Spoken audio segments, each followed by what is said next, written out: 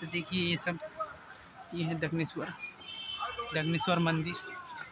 हम आए हैं घूमने।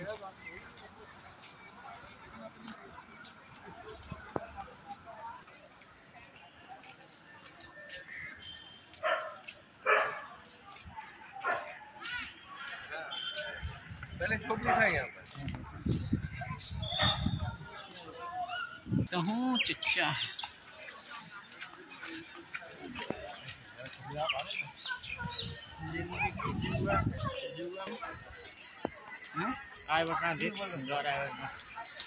देख पानी भरा बा आवत बना।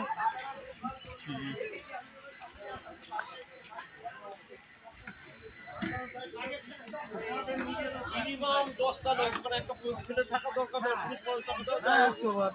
আমার বাচ্চাকে আমি ওই বউটার ও বাচ্চা নিয়ে আছে, ওর বাচ্চা সারাদিন হয়তো ঘোরাতে ঘুমিয়ে নিয়ে পেয়েছে, একটু ঠান্ডা হাওয়া ব্যবস্থা আছে, 10 টাকা দিয়ে রেখে দিতে পারে।